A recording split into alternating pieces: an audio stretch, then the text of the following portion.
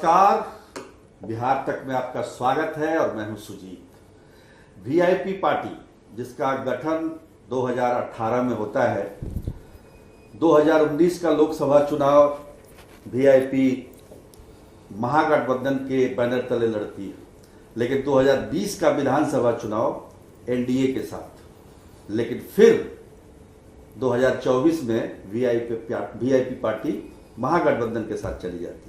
अब सवाल फिर से पैदा हो रहा है कि क्या महागठबंधन छोड़कर वीआईपी पार्टी फिर से एनडीए में तो नहीं आ रही है। हमारे साथ देव ज्योति हैं, महासचिव हैं, मुख्य प्रवक्ता भी हैं वीआईपी पार्टी के। जो पहले का रिकॉर्ड है पार्टी का, उसको देखते हुए क्या समझा जाए जो अभी चर्चा चल रही है। देखिए, वीआईपी पार्टी का 2018 में जन्म हुआ और हमारे आदरणीय नेता सन ऑफ मला मुकेश सहनी जी ने इसकी स्थापना की। तो सब जानता है, आगे बताइए। स्थापना की। वीआईपी पार्टी का सबसे बड़ा हम लोग का जो मांग और हम लोग का सबसे बड़ा एजेंडा जो है, बिहार, उत्तर प्रदेश, झारखंड, 3 राज्य में निषाद आरक्षण की हम लोग लड़ाई लड़ रहे हैं। और निषाद आरक्षण की लड़ाई के लिए ही ये पार्टी को स्थापना किया गया था।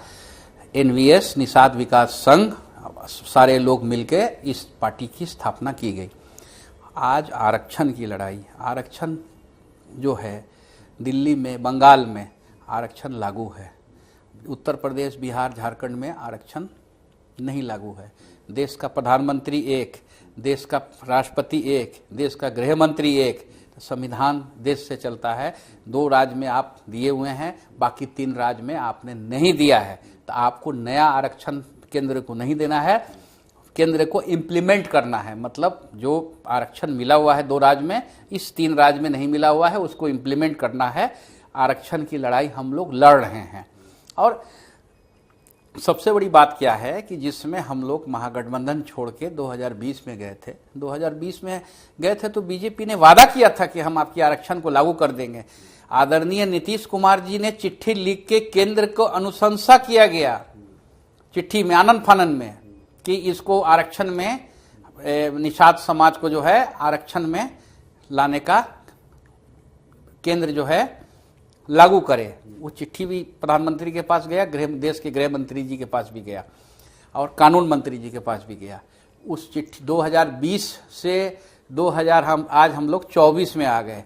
वो चिट्ठी कहाँ है किसी को पता नहीं है, कहाँ धूल फांक रहा है। कि आप कह दे एनडीए कि हम देंगे, हम अनुशंसा करते हैं कि निषादों को आरक्षण मिले, तो आप फिर चले जाइए। अब तो केंद्र को अनुशंसा करने की बात कहाँ है, केंद्र को इम्प्लीमेंट करने की बात है। तो आज तो सरकार नहीं, वो तो हमारे नेता, आदरणीय नेता निर्णय लेंगे। वो तो उनके ऊपर पार्टी जो है हाँ, आदरणीय नेता हमारे निर्णय लेंगे, सन ऑफ मला मुकेश सहनी जी, आगे क्या करना है नहीं करना है। लेकिन आज भी हम लोग भी जो है, पूरे पार्टी हमारी गोलबंद है, निषाद आरक्षण को लेके गोलबंद है। और निषाद आरक्षण केंद्र को लागू करना है, केंद्र को, कोई नया आरक्षण नहीं है, पुराना ही आरक्षण है। बताइए, बंगाल में केंद्र सरकार लागू करती है, बिहार और यूपी में क्यों नहीं लागू करती है? बिहार, उत्तर प्रदेश, झारखंड में कोई इतना बड़ा आंदोलन करने वाला नेता, जिस तरह से हमारे नेता में कौन आंदोलन किया था? नहीं, तो आप उसमें तो आपको जब संविधान बना तो कहीं ना कहीं तो आपको तो दिखाना पड़ता ना। आज ही मैंने अखबार में पढ़ा कि ताती जो जाति का जो है, उनको शेड्यूल कास्ट बनाया गया था, जिसको सुप्रीम कोर्ट ने नहीं माना। हमारा सुप्रीम कोर्ट से ऊपर का चीज है हमारा संविधान। बाबा भीमराव अंबेडकर साहब ने जो संविधान लिखा, उसकी बात हम कर रहे हैं।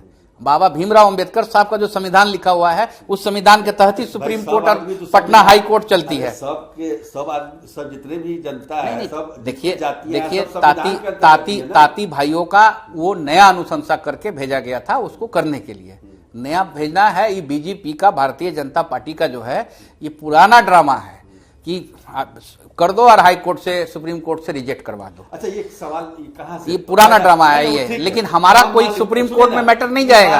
हम मान गए, लेकिन ये अचानक ये बिना मतलब धुआं के आग तो नहीं निकलती है ना, बिना आग के धुआं तो नहीं निकलता है ना।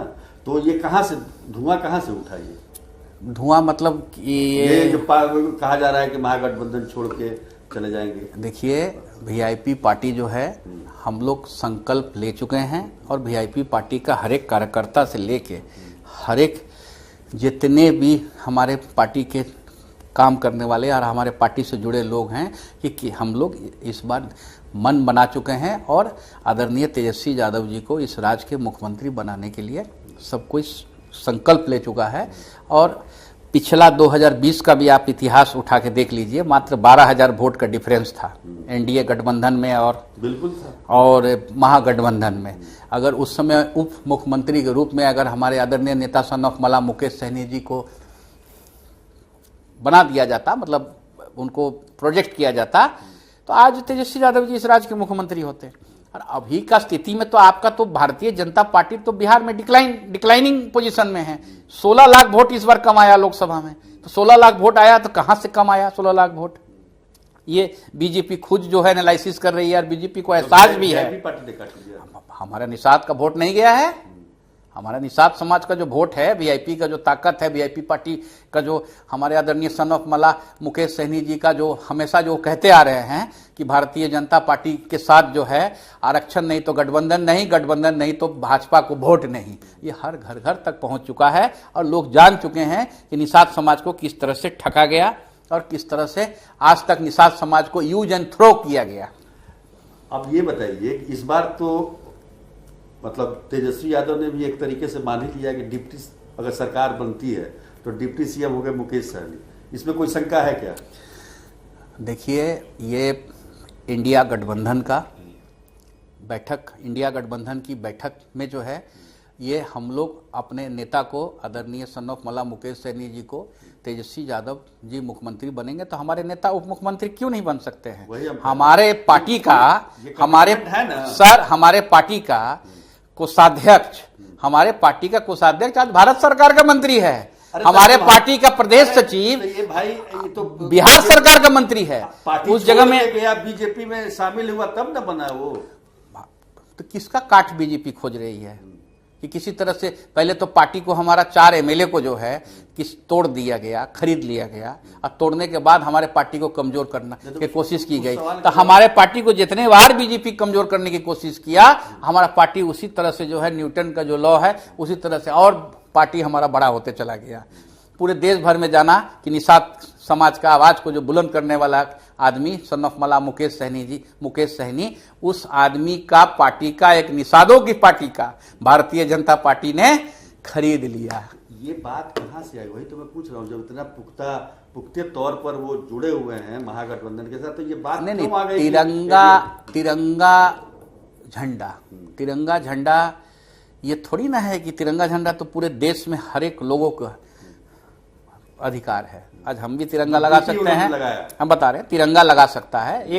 एक सैनिक जो है शहीद हो रहा है वो भी तिरंगा में लपटा के आता है। अभी तो 15 अगस्त स्वतंत्रता दिवस का हम बता रहे हैं, सैनिक जो तिरंगा, जो नेशनल फ्लैग है हम लोग का, नेशनल फ्लैग, तो तिरंगा झंडा लगाना हर एक देश के नागरिक को अधिकार है लगाने का, कर्तव्य है लगाने का, और हर एक लोगों को लगाना चाहिए। इसमें भारतीय आज अगर बॉर्डर पे कोई सैनिक मारा जाता है तो का भाजपा का झंडा लपटा के आएगा कि देश का झंडा लपटा के आएगा? वो ठीक है उसको। और जो है तिरंगा झंडा का हर एक नागरिक को सम्मान करना चाहिए। और कोई भी हो, हिंदुस्तान का लोकप्रिय प्रधानमंत्री नरेंद्र मोदी जी को भी लगाने का तिरंगा अधिकार है, और एक चाय बेचने वाले को भी तिरंगा झंडा लगाने का अधिकार है। लोकप्रिय प्रधानमंत्री हम जो आपको बता रहे हैं, हम लोकप्रिय प्रधानमंत्री बता रहे हैं। हमारा प्राइम मिनिस्टर के पद को हम सम्मान कर रहे हैं, प्राइम मिनिस्टर के पद को, प्रधानमंत्री का, देश का प्रधानमंत्री हो। फिलहाल जाने का कोई मतलब ये नहीं। हम लोग तेजस्वी यादव जी को, नेता विरोधी दल आदरणीय तेजस्वी यादव जी को हम लोग बिहार के मुख्यमंत्री के रूप में हमारी पार्टी देखना चाहती है। इस विधानसभा में चुनाव 25 हो जाए, 24 में हो सकता है चुनाव हो जाए, हो सकता, कभी भी अनाउंस हो सकता है। हम लोग तैयार हैं चुनाव लड़ने के लिए, एकदम निश्चिंत है। तेजस्वी यादव जी को हम लोग मुख्यमंत्री बनाएंगे। चलिए, तो ये थे देवज्योति, जो कि वीआईपी के पार्टी के एक स्तंभ हैं। इनका कहना है कि ये कहीं इनकी पार्टी नहीं जा रही है, महागठबंधन के साथ रहेगी और तेजस्वी यादव को अगला जो 2025 का विधानसभा चुनाव होने वाला है उसमें मुख्यमंत्री बनाने में ये लोग सहयोग करेंगे, इनकी पार्टी सहयोग करेगी। तो जो भी चर्चाएं चल रही है, खास तौर पर जो डीपी लगाया गया लगा है उनके एक्स अकाउंट में, उसको लेकर चर्चा हुई थी। जो तिरंगा का डीपी लगा है, निश्चित तौर पर कोई भी व्यक्ति तिरंगा का डीपी लगा सकता है। स्वतंत्रता दिवस का मौका है, ये अवसर है, तो इसमें देश की जितनी भी जनता है वो सब अपनी भावना को प्रकट करने के लिए तिरंगा झंडा डीपी में लगाते हैं। मुकेश सहनी ने लगाया, इसमें ऐसी कोई बात नहीं है, पार्टी मतलब गठबंधन छोड़ने की बात नहीं है। मुकेश सहनी जहां है वहीं रहेंगे। तो आज के लिए इतना ही, तब तक के लिए नमस्कार।